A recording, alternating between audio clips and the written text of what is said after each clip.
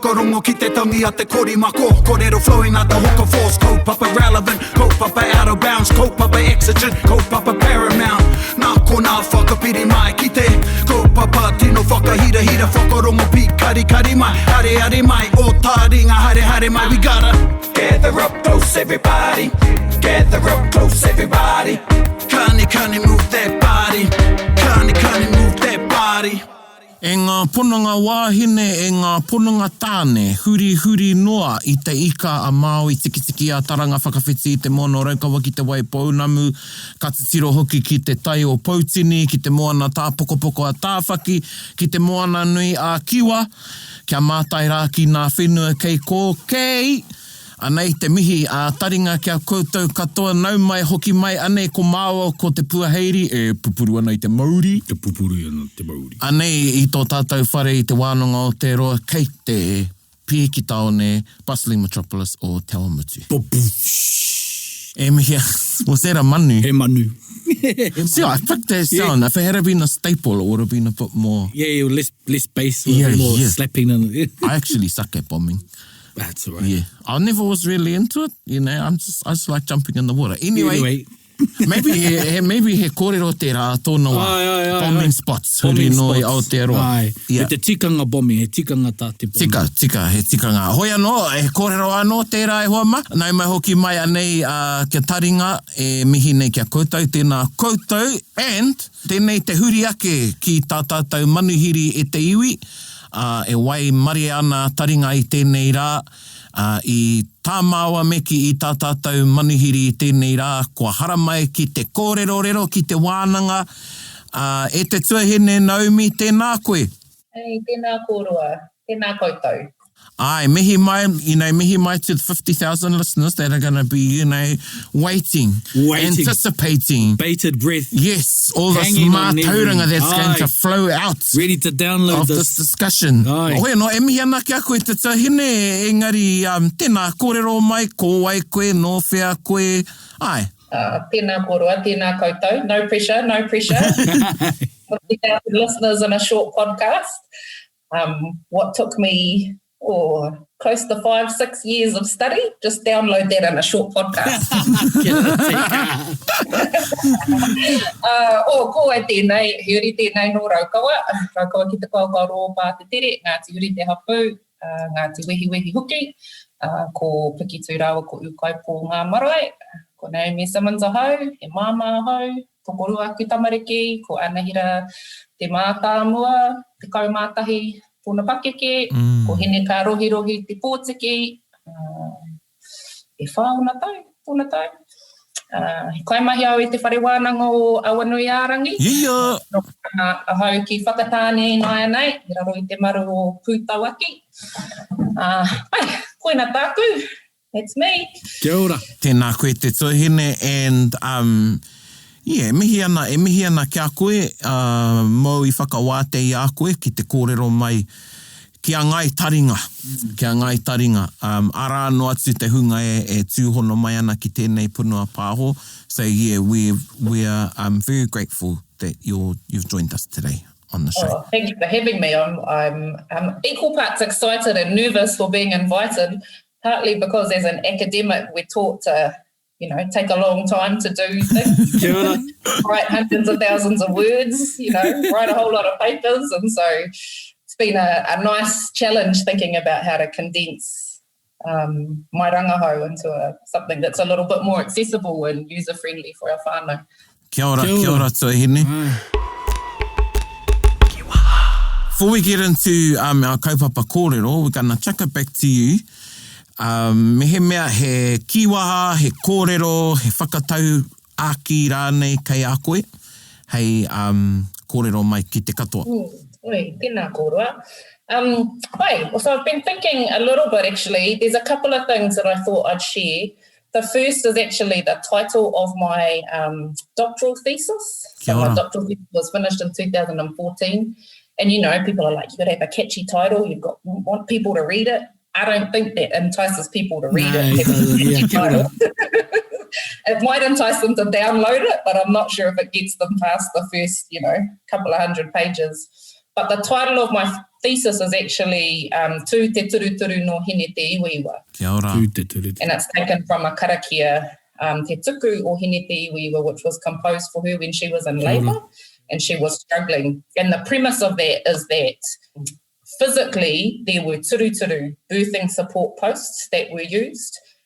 So it was imploring hine te iwiwa to be supported by those birthing posts. But I kind of use that as a metaphor for thinking about our mātauranga around birthing, around whakawhānau pepe around. Kia ora. So that's kind of one, ihara he whakatauki, but one kind of little whakaro that I wanted to share. And then the other one, which I think is connected to it, is the kōrero that was given to Tāne in his pursuit of finding a place to create hine ahu one, hine hau one. Hoki, kei ware koe I tō ukaipo. So don't forget your mother, which is effectively, where he found at Kurawaka the soil to form hine ahu one. So that, for me, speaks volumes, of two things. So ukaipo being both a kupu tawhito for our reference to our mother, or for those people that took a mothering role.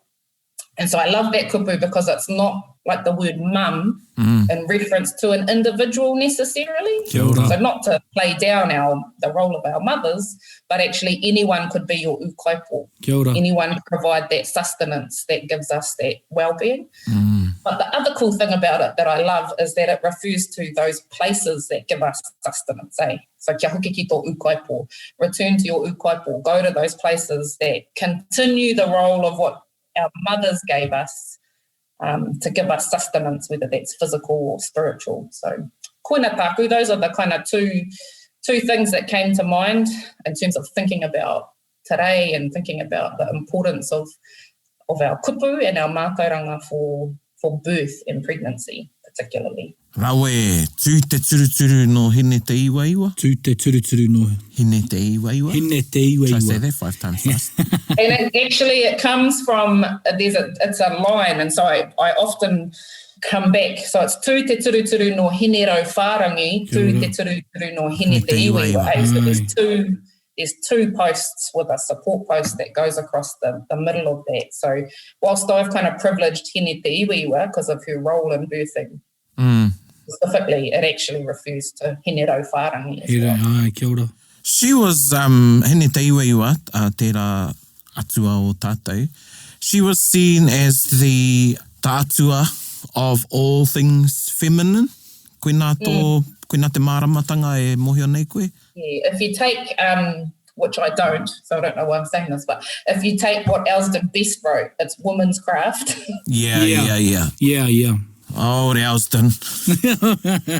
So, I kind of take apart what Elsden Best says in terms of woman's craft, but so ngā mahi raranga, so raranga and birthing are the two things that she tends to be associated with most. And I guess the other thing is that she's not the only atua associated with birthing and pregnancy and our wahine. Kia ora. And, Aroha Yates Smith's work, to me, shows the amazingness of the pantheon of atua that we have, that we can kind of engage with. And so whilst we often see one atua as the representative for all things birthing or all things, ngāhere with tāne mahuta, actually our atua come right down to the minuscule, each particular momo kararehe has a particular atua. The area between high tide and low tide mark has a particular atua associated, or multiple atua associated with it. So that's what I love about our Māori. Kia ora. And I just want to pick up on the fact that, that kōrero you shared, kei ware ki tō ukaipo. And ukaipo, koe nā tō marae. Joyce. Tētai o marae. It's been a cool journey, actually, learning more about that kupu and learning more about ukaipo as a kupu, but also knowing that that's the place that my nanny is from and that I'm from, that was named after our cool as ancestress Mahinarangi, where she, breastfed Raukawa, but also where she lay a claim forevermore for us as their descendants. That's the place we can go back to get sustenance. She was cool. Just picking up on the kupu, And I'm not one to, you know, Yes, he tino hona kupu ka ta whera hi au, engari ki te tirohia tērā kupu u kai pō. Kia ora. Kei reira no tētahi māramatanga. And there's some other words like that uses the imagery of te waiu and te u, like kai waiu. Kai waiu, kia ora. Yeah, which is to betray somebody. So it's like kei te kai koe I te kai waiu, you know what I mean? Oh, wow, yeah. Yeah, so if you were to kai waiu, particularly somebody that you're related to, but now it's a common kupu for, but when you betray somebody, he kai waiu. Are you talking about betray or portray? Betray. Betray, kia ora. Yeah, betray and betrayal. Betrayal. Yeah. Oh, kia ora. Yeah, hoia no tērā, kōrero tērā. But yeah, ukaipo is one of the only words I can pick where it's easy to do that. And, you know, me ua waka wete te kupu. Yeah. But the ukaipo is really, a really good word to look at. And as you said, that the difference between mum and ukaipo. And, you know, we could say, because we'd get it, saying, oh, this is my urupa, this is my mum. But if you said, this is my urupa, this is my ukaipo, you know, it gives a different, you have a different association with that kupu. And even being an urupa, people might think of it as quite a morbid idea, but hoi no i ahu mai ngā ukaipo I haere ngā ukaipo ki reira. Kia ora. I think too, the cool thing with ukaipo versus, you know, and you guys have had this kōrero on Taringa before around there not being kupu for mum and dad, you know, kuhawhito or for babies. Kia ora. Pepe is a loan word.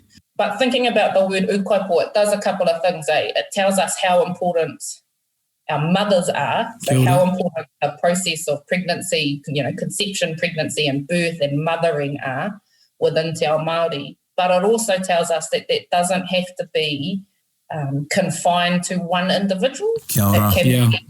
It can be a rōpū, it can be a grandparent, it can be a father can take on a role of ukaipo, in my mind, to my perspective, can take on that role of sustaining their babies at night, right, effectively. Sustaining, providing sustenance for your children in the wee hours of those, you know, those nights. Those of us who are parents know, or who have raised children, know how tricky that is, what that role entails. Yeah. Everything happens at that time of the night, doesn't it? Yeah. You know, the fever gets its hottest, you know, everything. Ka hia kai ake. Ka hia kai ake, ka huaki, ka mia rānei te moenga, I au a haoro o te ata, te pō rānei.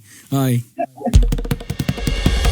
Kia huri kei roto ke tātou I te kaupapa. Ai. But what inspired you to pursue this particular kaupapa as a PhD kaupapa? A lot of people are confused. So I did my PhD in the geography department. Yeah. Sure, that's my next question. My background is geography and environmental planning, my disciplinary background. And it's funny because I don't introduce myself as a geographer or an environmental planner anymore. I used to for a time because it was helpful. But a lot of people go, how do you do a PhD thesis or research in Māori birthing effectively in a geography department? You know, isn't that capital cities and flags of countries and something to do with, you know, earthquakes and other things? I was really fortunate to be academically raised in a geography department that was really different from any other in the country at Waikato Uni. And in that geography department, they were really strong on Māori geographies, which was taught by Angeline Greensill, and on feminist geographies, so which was looking at issues around gender kind of internationally, and then kind of bringing that back to more local stuff. So in my master's thesis, I was mentored by Angeline Greensill and then two amazing feminist geographers, Robin Longhurst and Linda Johnston, who kind of helped me to bring those two ways of thinking together. And my master's was looking at, I went out, I did my environmental planning degree. I was like, yeah, I'm going to change the world. And I went out and I became an environmental planner at a district council. Kia ora. And it was like one of the most soul-destroying things as a new graduate. I don't even think I was 20. Maybe I was 20. I was like, yeah, I'm going to change the world. I've been all about the environment. And I got in there and I was like, oh my goodness, this is like painful. There was never any mention of Papa Tuanuku. You know, it was, like some 15 years ago when that happened. We've shifted a bit, not a lot, but a bit. And so I decided to go back and do my master's, and I wanted to understand in my master's what our relationship with Papa Tuanuku is in a contemporary way? You know, like, does she inform our everyday actions? What does that look like? And I decided to talk to Māori women. And it was that piece of mahi that led me, because my expectation was all the wahine that I spoke to would talk about papa tuanuku as informing like their environmental actions. Kia ora. Recycling, parakori, te mea. But actually they all talked about her informing their role as a mother and how they felt connected to her when they were hapu, or more connected to her when they were hapu. So that's kind of how I processed myself into a PhD, is that I wanted to know more about that. Rawe. And was just fortunate, well, no, not fortunate. Actually, Te Ao Māori already told me that thinking about birthing and thinking about land and environment were exactly the same thing, effectively. Kia ora, yeah. And so I'd have heaps of people, side note, usually Pākehā men, who would say to me, oh, how can you be a geographer and do environmental planning? Because I was working as an environmental planner still while I was doing my thesis. How can you do that and be doing birth? It's like the furthest things apart. Yeah, chalk and cheese to a Pākehā. They're so not. They're, for me, exactly one and the same. Whenua ki te whenua, ukaipo. Kia ora. All of those things tell me that actually our ancestors were geographers, if we look at it that way. They were the original OG geographers when it comes down to it. So my interest in our relationship with our atua predominantly led me into my thesis. Kia ora. And because in there's a term, feminist geographers. What's the term again? Yeah, feminist geographies. Yeah. And I'd coined, and rightly or wrongly, mana wahine geographies. Kia ora. And what is a feminist geographer? Sorry, excuse my English, my academic academic speech. Well, it's been some years since I've been in the geography realm, but in effect, the geography that we did at Waikato was about understanding people's relationship to place. Kia ora. And what place did to people's identity and what people did to places. Wow. And so there's a whole lot of like era momo geographies. Ana. And one of them was looking specifically at issues around gender. And so how does being a woman or having the gender of a woman impact your relationship to particular places? Kia ora. Kia ora. And, you know, again, it's something that Māori and Indigenous women have been saying for a long time. We have a unique relationship to place because of our whakapapa, because of our creation stories, and we have been uniquely impacted by colonisation and all that comes with that. A lot of wahine Māori have been saying that long before feminist geography was a thing. Aye. Yeah, rawe. Rawe. He nui ngā akoranga hou. Correct me if I'm wrong, but a PhD thesis has to be a new type of information? Is that to explain to the listener what a PhD thesis really is? Tika pai tēnā kōrero.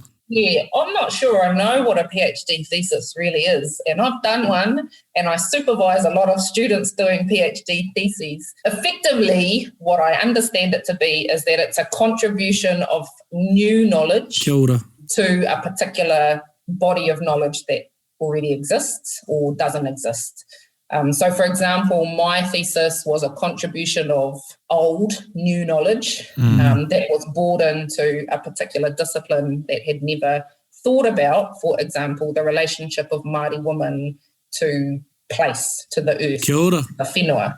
And so while it's not necessarily new for us as Māori, that particular discipline was like so uncertain of what to do with it. And they kept saying things like, oh, so that's like feminism. Yeah. Oh, that's like, so when I talk about mana wahine, they go, oh, that's like this, or Kia ora. that's like this. Or when we talk about, like pūrākau, they go, oh, that's like storytelling methods, or that's like this. And so it took a lot. I had real good individual support, but the actual discipline and the institution real struggled to grapple with not trying to make all my stuff or our stuff like somebody else's. Yeah, comparing Let it. it stand in of its own right. Yeah. Because, people are trying to understand a perspective and they can only marry it or compare it to what they know, so then it does become habitual, and I bet it becomes tiresome for yourself to always answer, so is it like this? And you have to go, well, actually, no, it's real simple responses go, no, it is mana wahine. Aye. Like this, it is. It is. It's simple. And I've just recently written a chapter that's been published in a book by Māori scholars called Ngā Ki Te Mātauranga, published by Ngā Pau Te Maramatanga, and it's about my relationship with geography as a discipline. I think it's called Finding My Way Home, and it's around ancestral geographies. And basically, the lesson is, like, I learned some real critical skills in the discipline that I was in, but actually I've learned more through the rangahau that I've done with our whānau on the ground, and through our Mahinarangi project about geography than I did when I was reading about geography in a, university system. Kia ora. I'm going to go straight to one of the quotes that I picked. It's not a quote, but I pulled it out of, it's a passage. But it was after e te iwi Naomi interviews his wānanga with various wāhine. One of the comments you made was, and e pai tēnei ki au because e rongo ana i te wairua, and e mohi anau, ko etahi o koutou e whakarongo mai ana, kāre kore he pēnei o koutou whakaro. It says there was an overwhelming desire by all of the women to know more about whānau, hapu and iwi, pregnancy, birth and mothering knowledges. Me taku mōhio, I know that a lot of wāhine and tāne, couples, e kimi ana i etahi mātauranga e pāna ki a tātou tikanga. Kia ora. Ki ngā āhuatanga o te ao Māori. And then one of your kaituku kōrero said, I would love to learn more about these practices. Are they in books? Could I read? Websites I could read? And like other āhuatanga i roto i tō tātou ao Māori, people are searching for this knowledge, for this māramatanga. Kei whea te māramatanga? Kia ora. Kei whea te māramatanga? I mean, that was the overwhelming response. So out of 30 odd wahine that I spoke to specifically, as well as all of the others that were kind of on the periphery of the research, the most overwhelming thing was they were hungry for more kōrero, tikanga knowledge around pregnancy and birthing. And like a lot has happened since my thesis was published in 2014. There's actually been huge movement in this space in terms of hapu wānanga, in terms of other people doing rangahau in this space, which is cool. So that's awesome. It is growing, but a lot of it is not generic, but is tikanga that we can all pick up. And so a lot of the kōrero around women, wahine and whānau, knowing the birth stories of their grandparents. Kia ora.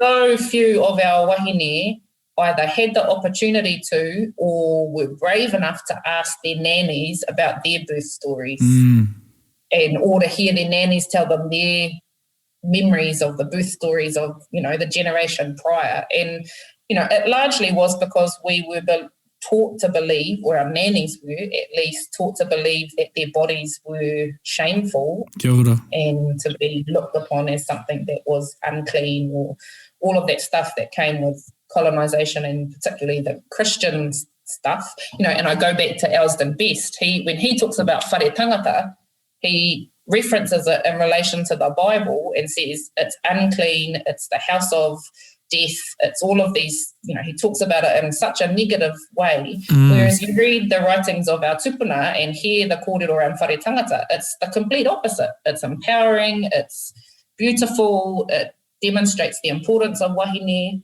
And so when that's been kind of systematically broken down, it's no wonder our whānau weren't talking about birth. Kia ora. They weren't talking about those things. As well, then you get the policies and the hospital systems that actively tried to get rid of our tikanga. So, it was not made possible for whānau to take the whenua. Right up until, when I was born, our whānau weren't allowed to take the whenua home. Kia ora. That's probably why mine didn't come in. Yeah, mine didn't come in, yeah. You mentioned the notion of that quote in your tuhinga about how the grandparents or your parents or the mothers weren't talking about it and how they wouldn't tell the stories and the bravery it took. So yeah, that's really good. Great minds think alike, praone, ko nō kua nō ku whakaaro mo taua kōrerora, kei ia te māramatanga. Yeah. And you say, I think it's overwhelming of the response from a lot of them saying they want to know more. We want to know more. Because it is, and I think for couples, young couples, or people that have reactivated themselves and finding themselves through te reo and te ao Māori, and it's one of the first practices they want to do for their firstborn or their newborn, is that they want them to have born in a Māori experience or in a Māori world, and how do they do that? Yeah. And also, how do we do that within the confinements of public health and through hospitals and stuff? Yeah, there's quite a juggle that goes on for whānau and for the public health sector in terms of their responsibilities. Yeah. And I think, that's the challenge for us as whānau and as mothers. So the other overwhelming thing was that whānau really want more kōrero, more guidance, more resources to support them in their journey of, reclaiming, recreating, all of those words, resisting the system, te mea. But also the other thing that came through was a lot of the time, the responsibility of doing that falls on the hapu mama. Aye. And it's her that often is driving that. Yep. And when, particularly if it's your first time having a baby, or you're having a baby in circumstances that are a little bit more tricky than, not as straightforward, then that's a lot to carry, as well as just, the physical act of growing and birthing a baby. To have to then carry the responsibility of reclaiming all of that stuff. Amazing stuff that is healing and helpful can be a lot to shoulder, and that's why we need to think about, from my perspective, is we need to think about this as a much more collective endeavour, that it's the role of our whānau, it's the role of our systems and our healthcare system to ensure that actually, really, the only job our mamas should be doing is growing and looking after that baby, and all of that other stuff can be, bar what they want to do.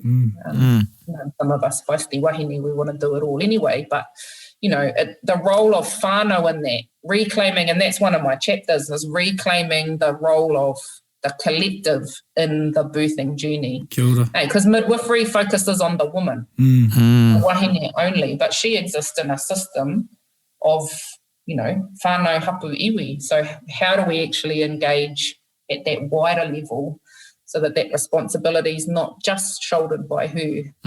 But also, having a baby cannot be the catalyst of massive transformation for a lot of us. And so a lot of the wahine and whānau that I spoke to hadn't really had much engagement with te ao Māori prior to getting hapu. And so that can sometimes be like a starting point of their journey. And, 9 months goes by really quickly when you're just trying to dip your toes into all of that. So I think part of it's about how do we actually start that kōrero earlier with our whānau, so that they're not trying to cram in to a really short period of time a whole lot of stuff that they think they have to know to birth a Māori baby. Tika. They're birthing a Māori baby, regardless. Regardless, yeah. Hey, that's our whakapapa. So how do we enable them to do that in a way where their environment reflects that, where their language that's spoken around them reflects that, where the processes that they do during pregnancy and birth reflect that? How do we enable that? And it lends a relevant perspective of the old saying, it takes a village, doesn't it? Anna. And so what does that mean in this current concept? Who has to be responsible, or who should be?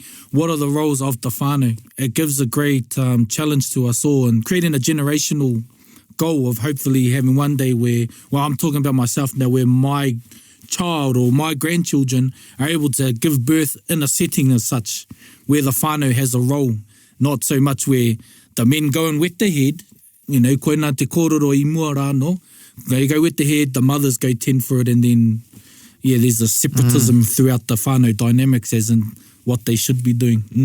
Yeah, and, just te tiro ki te reo, and I think we've talked about this, and, I remember when I was a teenager, and I was sort of coming up through the ranks, and kaumātua were having a bit of a side conversation about me. And they were saying, oh, tā tātou te maiti. Oh, yeah. Tā tātou te maiti. And at that age, I was saying, ai, kōrene saying that I'm their Am I child. adopted? Yeah. So, hey, that's my mum and my dad. Yeah, but it's in the reo. Kia ora. Ko te honanga o te reo, te whanaungatanga i roto i te reo, kia tātou anō, kei roto i tō tātou reo. Kia ora. Tātou tamaiti. You talked about, it takes a village to bring up a rear a child. Mātua rautia. Mātua rautia, kia ora. Yeah, man. Yeah, mātua rautia. And, another whakatauki he tamaiti moe pori. Moi pori. How tēnā? A child that sleeps, that is reared by his community. Yes, kia ora. Yeah, moi pori. Kia ora, kia ora. Yeah, tamaiti moe pori. Ki te hunga kare... A pākit. A pākit, yeah. Yeah. Ki te hunga kare tino mōhana ki te kupu matua rautia. Hea te matua rautia? Matua rautia, mātua parents, and rau's tia is pacifying rau or 100 or many. So may the child have many parents. Many parents. Matua rautia. Even our kupu, even just the words hapu. When you're pregnant, hapu. Yeah. There's some so obvious connections for us around where our pregnant and birthing wahine sat within the collective. Whānau. Whānau pepe is, it's literally recreating whānau with every birth, with every, pregnancy. Yeah. And iwi. I'm sure all of our kaumātua you would have heard, those are your bones. Those are your bones. I got bones up there. Yeah. Ko tō iwi tērā. Yeah.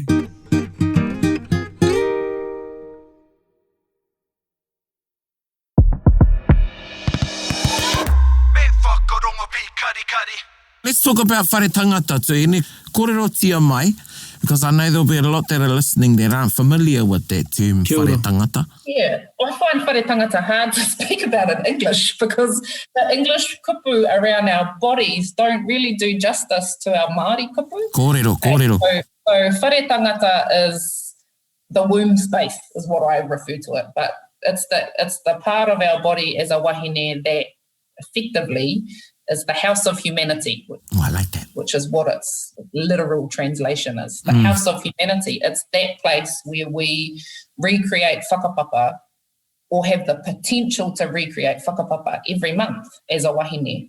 And so whare tangata was always something that our tupuna revered, and wahine as whare tangata was always something that our tupuna revered. And again, that's why I say that the shifts and changes over time around how our bodies were understood and referred to by the health profession, by Christianity, etc., shifted the words that we use. And when you shift the kupu, I don't have to tell you to this, when you take away the kupu, you don't just take away a word, you take away a whole layer of meaning and understanding that tells us that wahine, the sacredness and significance of wahine, the pivotal and central role of our tamariki within whānau, all of those things. So by removing a kupu and replacing it with uterus, which has no meaning beyond the physical sense, I guess, unless you go back to the Latin terms, every word has a whakapapa, but it doesn't for us. Then it completely shifts your worldview around yourself, your body, around other people's understanding of you. And again, when we think about whare tangata, the denigration of whare tangata through interventions, through birthing interventions, through abuse, all of those things, when you talk about whare tangata, the abuse of that is huge when you think about all of the layers that happen. And there would have been huge penalties back in the day within our communities for not recognising the mana that holds. So I think reclaiming our kupu, even reclaiming a lot of the kōrero that I read and some of our kuia who I spoke with talked about, the process of birth being the same as what our creation stories are.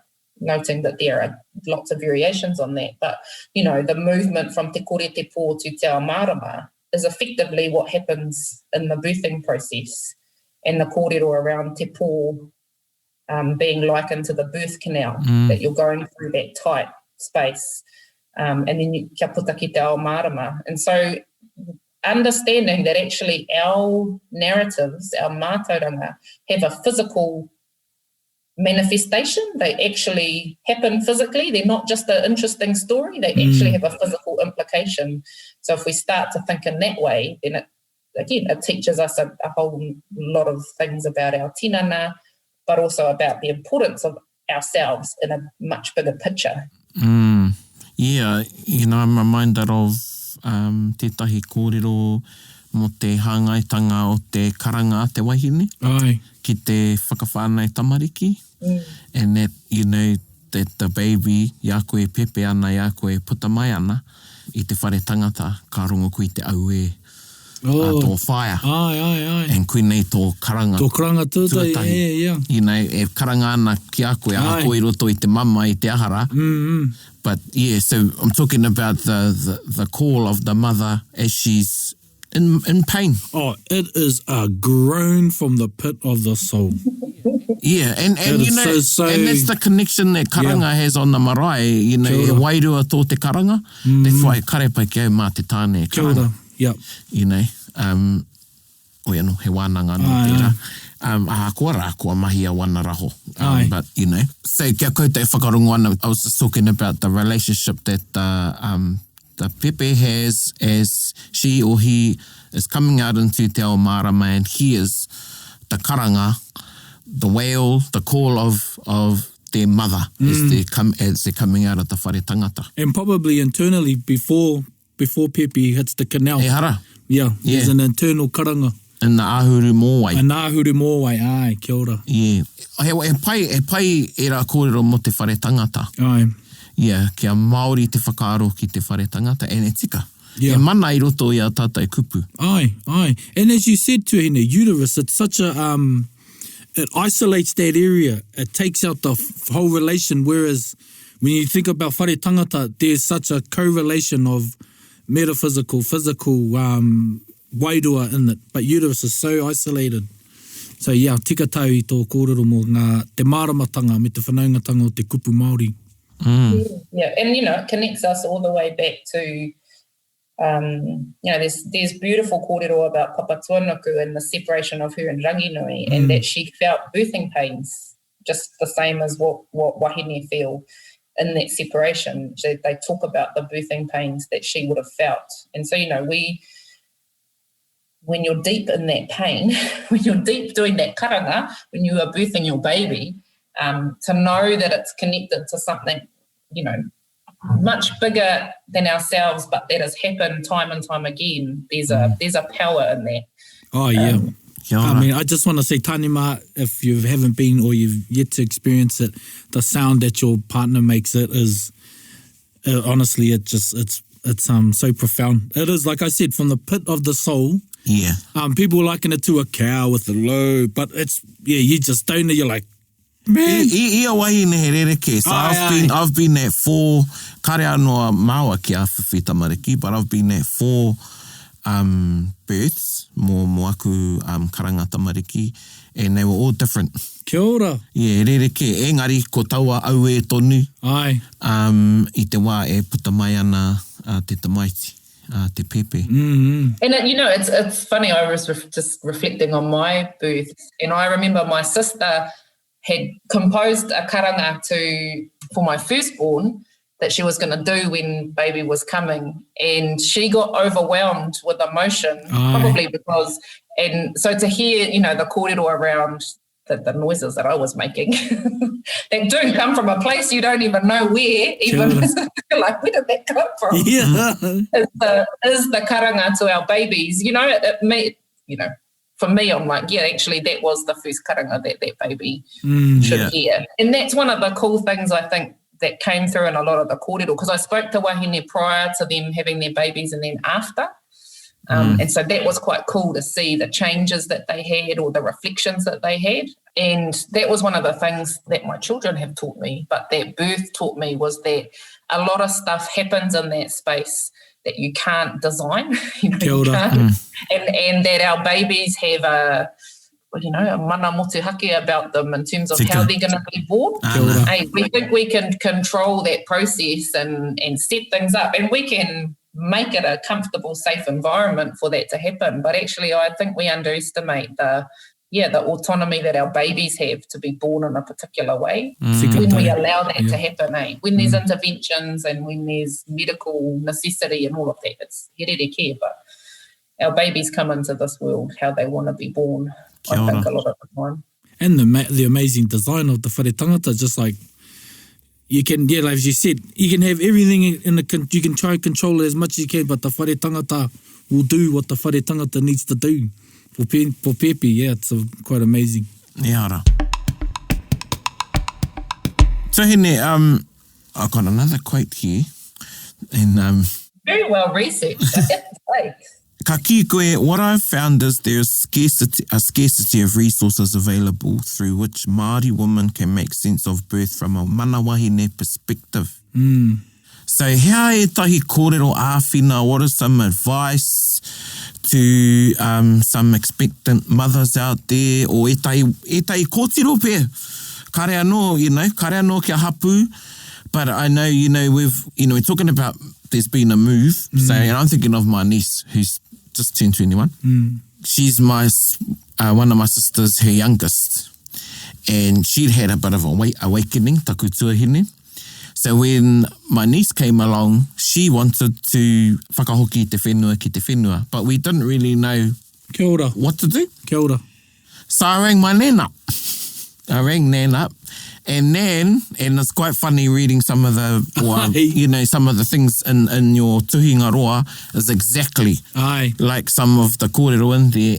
But Nan's sort of answer to me was komutu e rā tikanga. Oh, ne. Yeah, komutu e rā tikanga, sort of like kare tae e koutou e tātou e rā tikanga te manaaki. I can't remember how old I was. I was a teenager anyway. Would have been 18. I don't think 18 maybe. 18 or 19. And I think she was scared that we couldn't look after the ticket, we couldn't do justice to the tikanga. Aye. And I said, oh, come on, Nan. Yeah, I'll do it, I got it. Because it was that. And she said, ko te mea nui tanu mea ki te whenua. We had ideas of bringing the whenua back. Yeah. And then I said, just tanu mea ki te kāinga. Yeah. So we ended up having a karakia and burying her whenua out the back of our au whare no turua, which my sister now owns. Oh, kia ora. Yeah, which is, I think, is part of the reason. I don't know if me kei te whakarongo koe, sister. Maybe why they wanted to hold on to the whare. Aye, kia ora. Yeah. Hoi anō, where do they look? Where do they go? What? Hea? My first piece of advice, and it was the thing that came out from a lot of the wahine that I spoke to in this research and since, and a whole lot of other research projects that I've been involved in, is you start talking to your whānau. Okay? So we start with our own, and you look back through your own whānau history or your whānau whakapapa, and you ask questions of that. And sometimes, the answers that you find are, exactly what your nanny said. Well, we don't know, or we don't practice that anymore, or we weren't allowed to do that. But there might in that be snippets of things like, oh, well, we remember Nan doing something out the back. Kia ora. Or something, so there's these snippets or these kind of tiny little pieces of a much bigger puzzle that we may never know all about, but that we can take where that exists. And I think where that doesn't exist, we're in a really fortunate time in many ways because of our access to online resources, access to other people's stories and examples through social media, that we can actually ask others that are perhaps not in our whānau but are engaging in that practice. I love seeing young parents and what they're doing in terms of reclaiming tikanga around pregnancy and birthing. And, within one generation, we have been able to reclaim the tikanga of kia hoki te whenua ki te whenua. Kia Kia ora. Effectively in one generation. And that's the most obvious one that people go, oh, yeah, well, we took the whenua and we returned it home. But you hear people's stories about how they did that, and, they're vast and varied. Some of them had no idea what to do, so froze the whenua and held on to it for a couple of years until they found somebody who could tell them. Another wahine buried it in a pot plant because she didn't know where. She's like, well, where do I bury it? I know it needs to go in the ground or in the whenua, but I don't know where. So there's all these really interesting ways. One whānau, what did they say? They said to me, we're a no-frills whānau, and it's someone's job immediately after that baby is born to make the, I think, 5 or 6 hour drive from the Waikato up north to put the whenua in the ground. So there's no visible ritual around it. It's just, that's your job. When that baby's born, you drive that whenua and get it in the ground as quickly as possible. Yeah, so that's cool. Aye. So, yeah. Yeah. the diversity, and and other whānau have big whānau days where all of the babies born in the last 6 months all come home together and they do it as a big whānau celebration and a whānau day. So my whakaaro is, I love the beauty of all of those different ways of doing things, because the intention is the same. The intention is to uphold the practice of returning the whenua to Papatuanuku and connecting that pepe to their ukaipo or to an ukaipo, and understanding, some whānau bury their whenua in the urupa, others have a special rākau that they do that, or another area. So it's just, it showed to me the beauty of that practice. But there are a whole lot of other ways that whānau were, being uniquely Māori in their birthing experiences. So a lot of whānau used pounamu and muka to cut and tie the cord, but it was not necessarily all of those obvious manifestations of tikanga. So it was things like karakia, it was things like waiata, it was the naming of their baby. That was a huge one that came through. And, we see it again in one or two generations, the power of naming our babies Māori names and engaging with the whole process and tikanga around that. I mean, my friend Jolie's written a whole thesis about Māori names. There's a whole lot of rangahau in there. So there's a whole lot of things that whānau are doing. I think that's the important part, is that whānau are doing them. It doesn't have to be confined to a resource or a book to say this is what you should do. Actually, whānau are doing it. Ori is the other one. Kia ora. So thinking about ori. And I was really purposeful in my research to say that this thesis isn't about saying what traditional birthing practices are. Kia ora. Because actually my whole argument in there is that they need to be defined by, our whānau, our hapu, our iwi, that it's not, having this kind of one-size-fits-all means, and a lot of women reflected on that they're often left feeling like they fail. Kia ora. Oh, well, shit, I had to put it in the freezer. I had to put my whenua in the freezer. Oh, I'm a failure because I didn't return, I didn't do it in a particular way. Or we only had a plastic clamp. We didn't have muka. Oh, I feel like a failure. So those ideals of having to live up to a particular standard make it equally difficult when the access to that knowledge is really hard.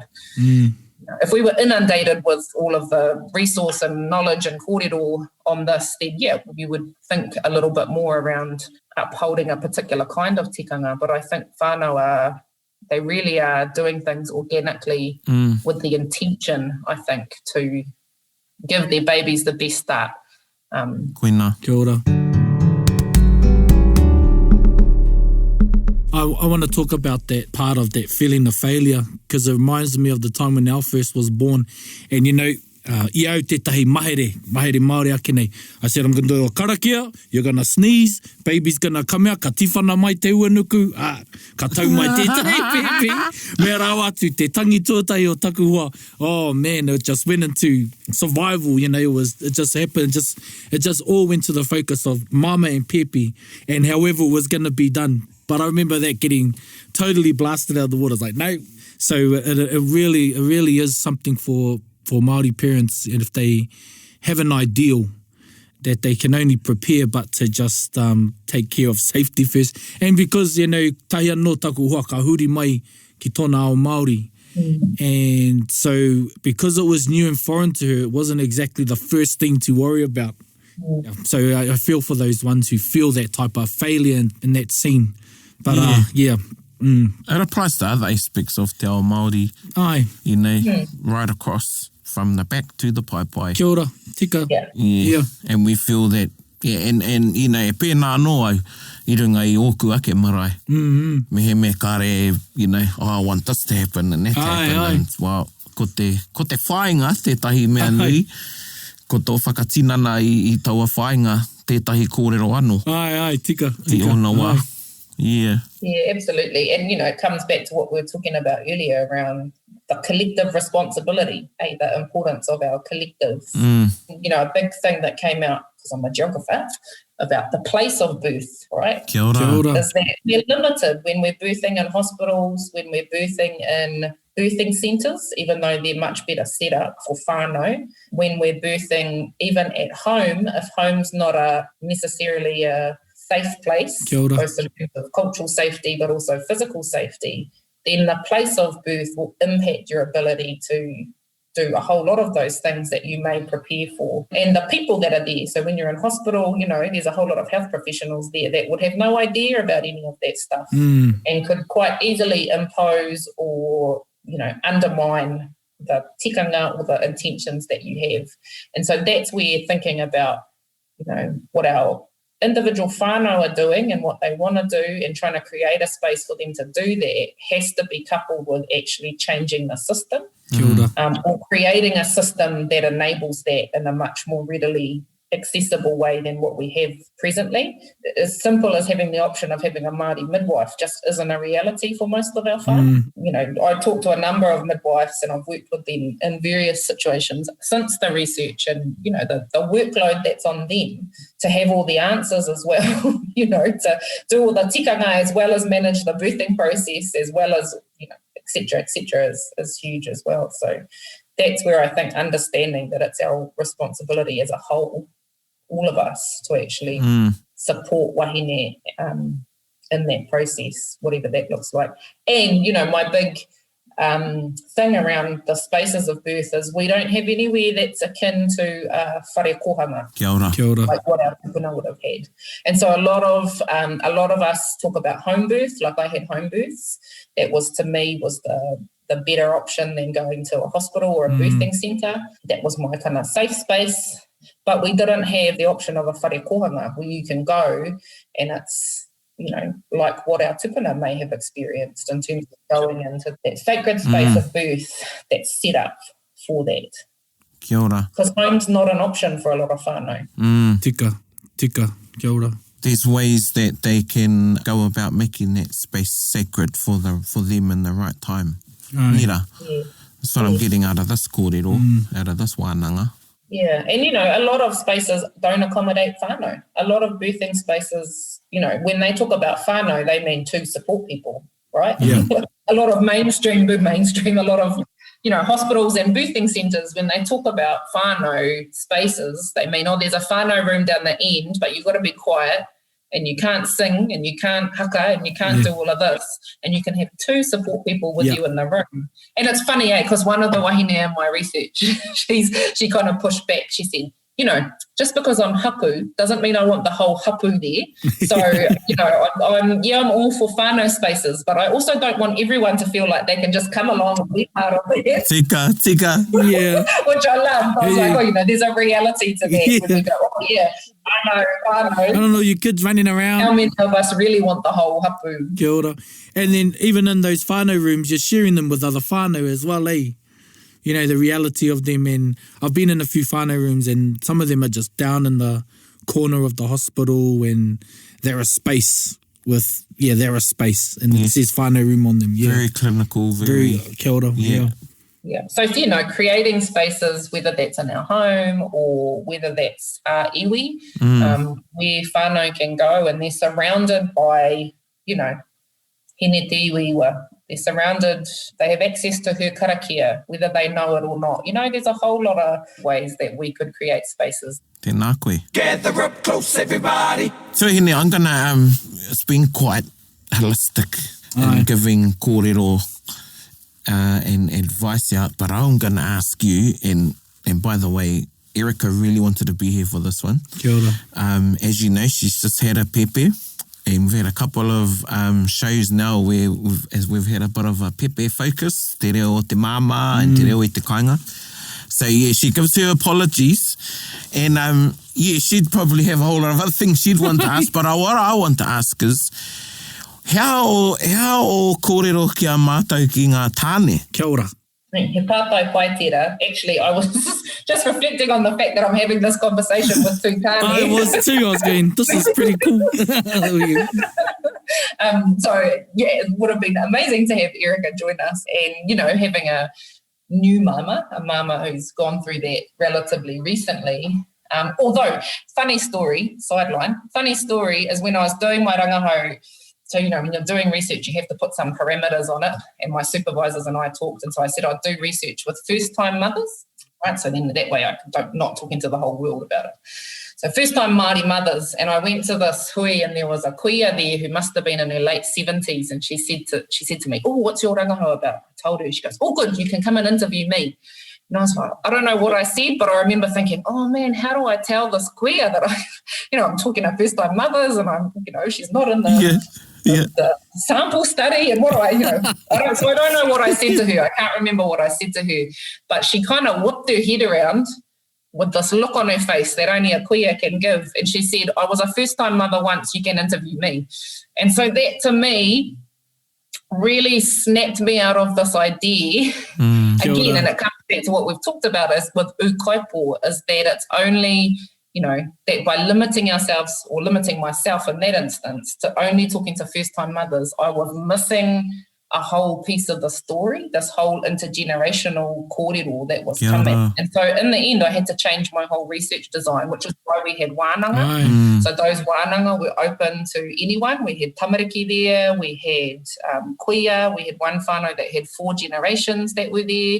We had tāne, only 2, and they spent most of their time cooking and the kouta doing our cooking.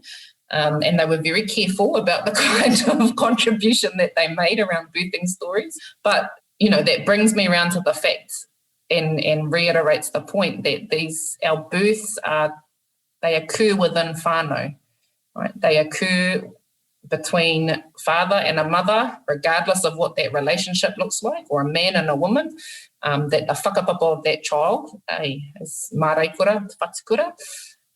All of those things come into play. And so I think for our tāne, it's, again, about reflecting on what their role is, not just to support that wahine in her birth, but to support that child in its lifelong journey, and understanding that the mother who's birthed that baby is an inherent part of that journey. And I think there were tikanga that our tāne had, because sometimes I think as a tāne, you can feel a little bit left out of the situation.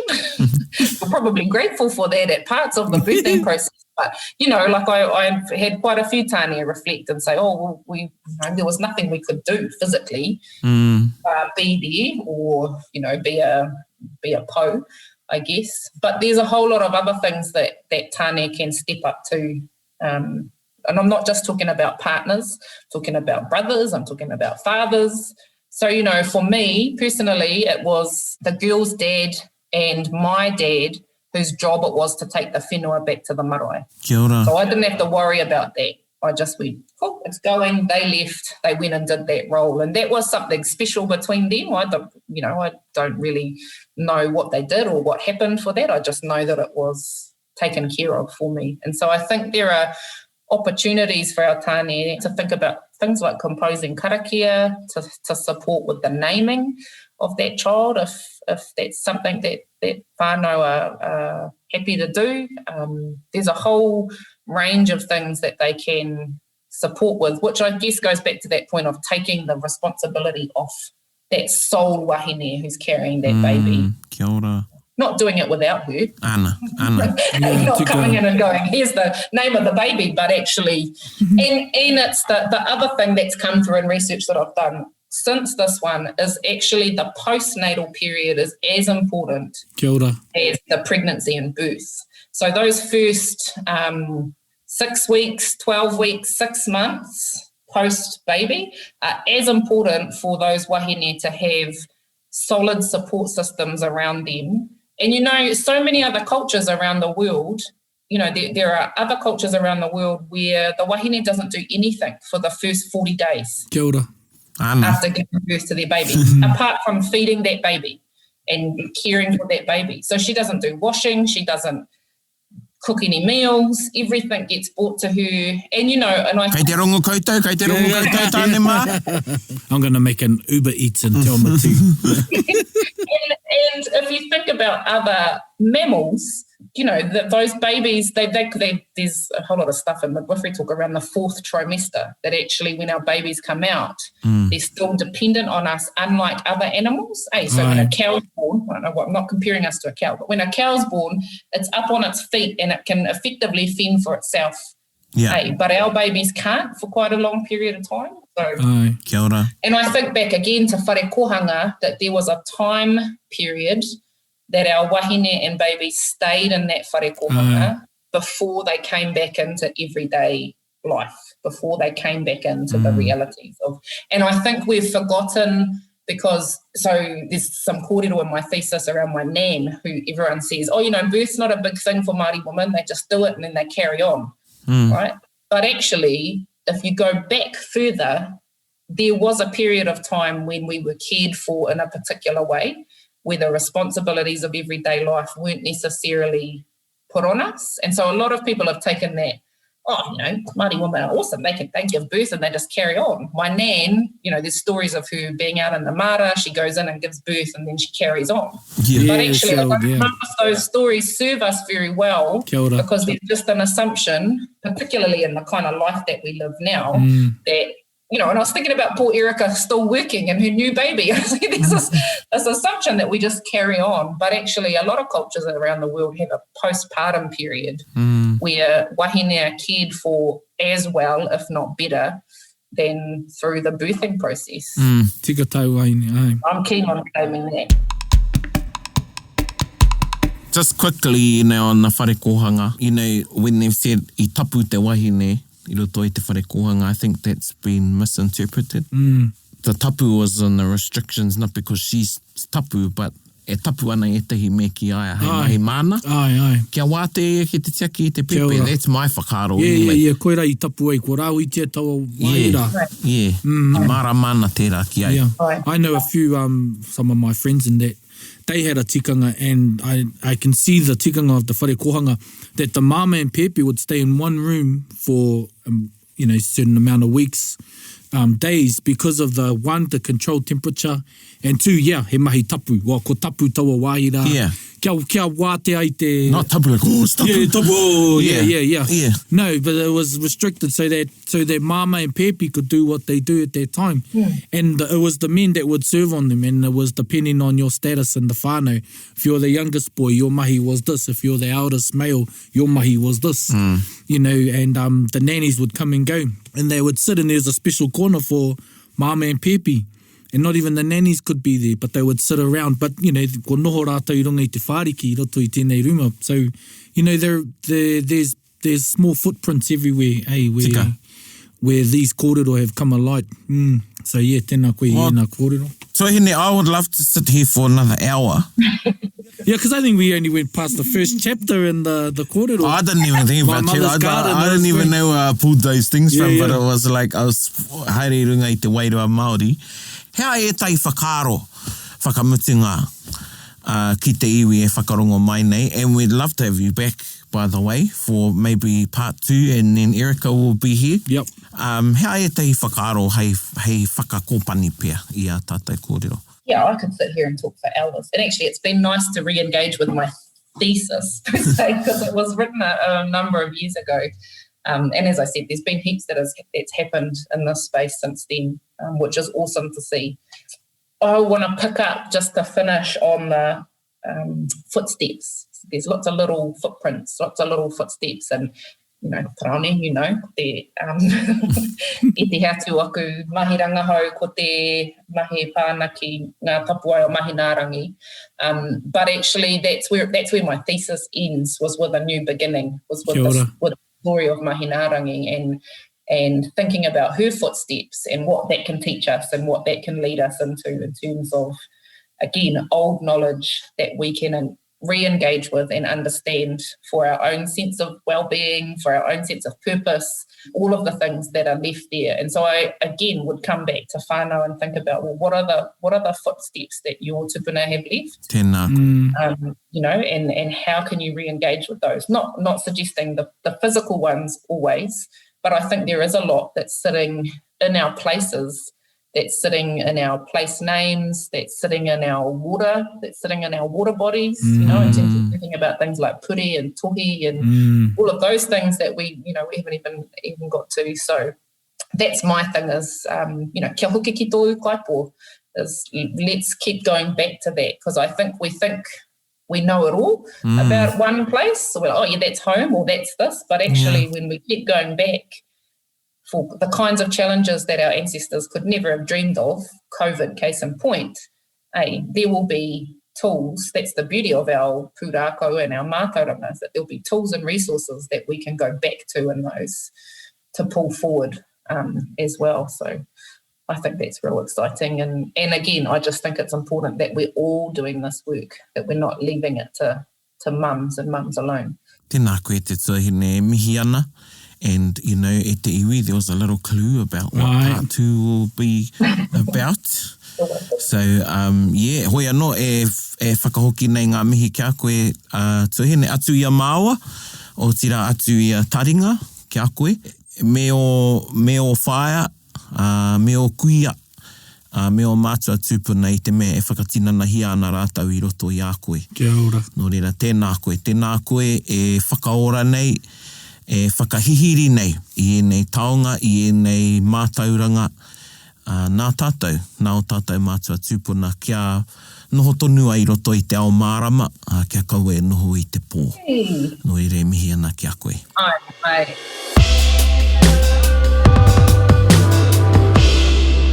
E hei whakanui I ngā kōrero, waiata o te wiki e ne hāngai ana ki te kōrero I puta e mo te ukai pō, e te iwi we have for you te waiata nā tētahi o ngā rōpū. Tētahi rōpū. Ai, kao he rōpū rongo nui. Ai. E ne mihi ana ki tēnei rōpū I whakae mai ki te whakamahi I tā rātou waiata. Nei te waiata o te wiki nā ono te kau, nā 660 kia mau ki tō ukai pō. Whakarongo mai.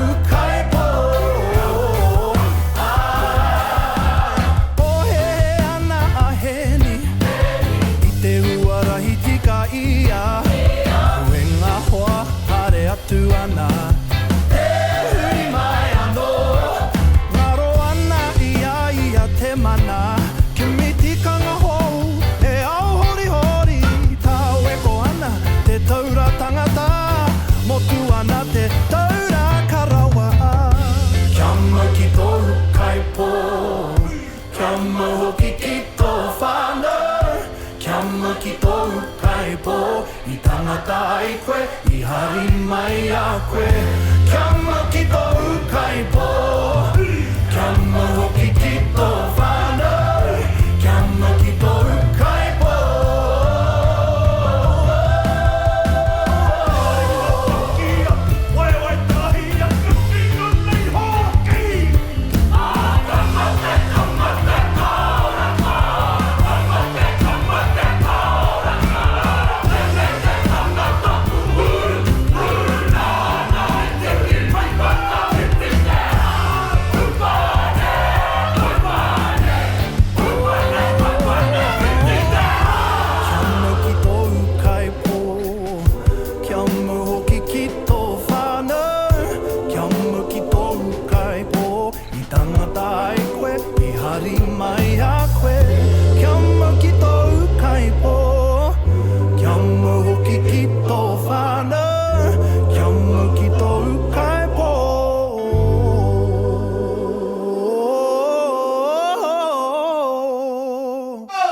Kani move that body. I just want to say we don't get any kickbacks for that. No. And and e mihi tōna na kia koutou 660. O tira kia koe te whaia hene wehi. Ana. Ia, mō whakai mai kia whakamahi whakatairanga rānei tēnei waiata rongonui. Hoino ko rongonui ake ai nei ko whakamauri tia. E hara e, and I've seen, I haven't been to any concerts, I mean, I think... I'm not a concert goer, so yeah. Nah, I need a VIP section, like a proper one. You know? Like my lounge. Yeah. You know, my days are gone of jumping around and tawa. I won't say I've aged, I say I've matured. Ah, yeah, wisdom. Yeah, but man, it goes off when that waiata comes on. Yeah, man. I think the first crowd they played to, and I could be wrong, was not long after the release, and they played that waiata at the Māori Music Awards Chika. at Irotoia Kahungunu. Aye. And I think they freaked out because everybody already knew the kupuri. Yeah. And everybody was jamming, you know, and yeah, mihi ana hoki kia ngā tūmanako Aye. who have been on the stage with them. Oh, che. Like, it's been really cool. Like, etahi, you know, kau e pāpauri mai, but etahi o ngā mai haka can be a bit cheesy, Yes, I think, tika but corny, but no, very, tēnā koutou ngā tūmanako. I kounga. Ana e kite ana, te take koe koutou. How te take I taia te koutou ki. e ara. So yeah, but yeah, e tautoko ana I o mihi e mara kia 660 me hinewihi. Aye. Yeah, me koutou 660, thank you, because, and not taking away from our kaupapa, but, you know, it has reinvigorated Aye. ki oku nei whakaro, inspired people Aye. to write, and other bands. Yes, kia ora. Yes, It's ki te encouraged whai, people, te yeah. tauira, and that whole album actually waiata Māori, and it was a fitting waiata hei whakakapi ngā kōrero. Tika, kia mau ki tō ukaipo. Yeah, kia mau ki tō ukaipo. So, tū te turuturu o hene te iwa. Aye. Kei ware ki tō Ki tō ukaipo. ukaipo, kia ora. And, yeah, e mihi ana kia koutou e te iwi, ka mātou I tēnā ka waiho ngā kōrero whakakapi, I roto I o koutou huritau. Kia ora. Yeah, because e nui nā kōrero me huritau. Kāre kore ka puta mai e tahi atu pātai, tēnā pātai mai, Yeah. ki tā mātou whārangi, pukamata, whārangi pukamata. Ai, kia whai wāhi atu ki te āta whakawhera āta whakaututu I ngā kōrero. Ana. Me ngā mihi anō ki kia koe e te tuahine. Ai, doctor. Doctor. No, you ain't like I saying it, but Dr. Naomi Simmons. And I see your middle name is Beth. Ai, kia ora. Tēnā koe, koe noi mihi ana. Kia koe te katoa e te iwi, tēnā koutou hei kona mai. Hei kona. Bit whakaronga pi kari. Get the rope close, everybody, buddy. Taringa. Yeah, tahuri mai ki yo. Whakarongo ki te tangi a te korimako. Kōrero flowing out the hook of force. Kaupapa relevant, kaupapa out of bounds. Kaupapa exigent, kaupapa paramount. Nā kona whakapiri mai ki te kaupapa tino whakahira. Whakarongo pi kari mai. Hare mai, o taringa hare mai. We gotta gather up close, everybody. Gather up close, everybody. Kani move that body. Kani move that body. Taringa, he mea tuku nā te wānanga o Aotearoa, ā nā te māngai pāho I tautoko. To listen to more episodes, search for us on your podcast app and subscribe. Taringa, whakarongo mai.